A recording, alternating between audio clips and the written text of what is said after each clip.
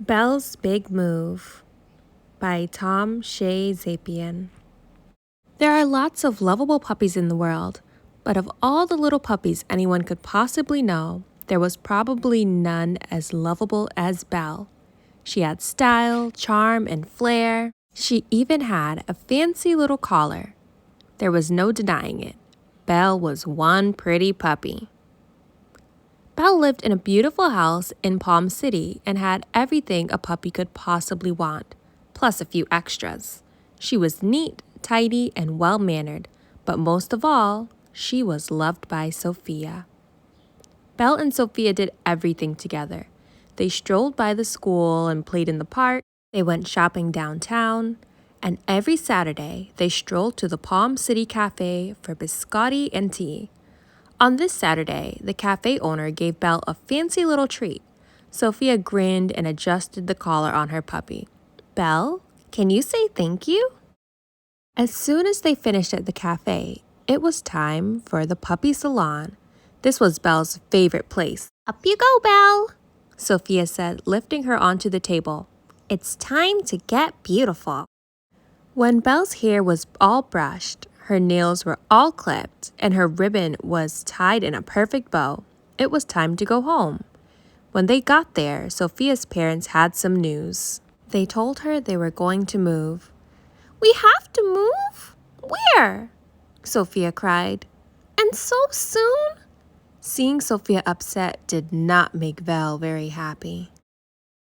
Saying goodbye to their friends was even harder than Sophia imagined. "I'm going to miss you so much," said Morgan as she scratched Belle on the tummy. Emily gave the little pup a great big hug and said, "I love you, Belle."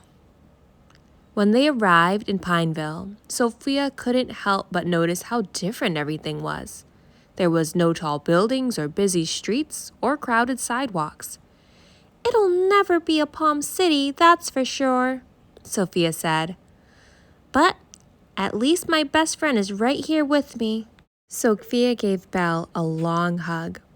And that's when Sophia noticed. Belle's fancy collar was gone. How long had it been missing? Where could it be? Would they ever find it? This did not make Belle very happy. Suddenly, Belle heard a jingling sound. She jumped out of Sophia's arms and dashed through the snow to follow it. "Somebody sure does like the sound of your collar," a boy said to his dog. "Her name is Belle," Sophia said. "And I'm Sophia. We just moved here." "Oh, hi, I'm Andrew, and this is Jingle. Welcome to Pineville." "Thanks," said Sophia. "Belle, can you say thank you?" Sophia shivered. "Is it always this cold here?" "Only in the wintertime," said Andrew. "But there's still lots of fun stuff to do, especially on Saturdays. If you want, Jingle and I can show you around." "We'd like that," Sophia said. "See you tomorrow then," said Andrew, as Jingle barked goodbye to his new friends. The very next day, Andrew and Jingle took their new neighbors to all their favorite places. They strolled by the school and played at the park. It almost made Sophia forget that they couldn't find Belle's collar anywhere. Then they went to Pineville Bakery. When the owner found out Sophia and Belle had just moved into town, he treated them all to hot cocoa and cookies. These are so delicious," Sophia said between bites. Then she shared a piece with Belle. "Belle, can you say thank you?" As soon as they finished at the bakery, Andrew led the way to the pet shop, where Sophia and Belle met Jingle's groomer. She patted Belle on the head and said, "Belle, you're one pretty puppy." "A pretty girl like you should have a pretty collar," said the groomer. "We just got some new ones this morning." "Should we get one?" Sophia asked. "They are very pretty." Jingle pawed at one with a shiny bell just like his. It was perfect.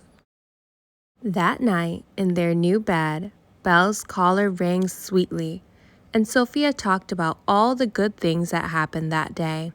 The new places, the new collar, but they both agreed the best part of all was making new friends.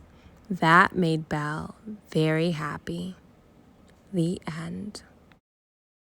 If you enjoyed that book, you can write a letter to the author.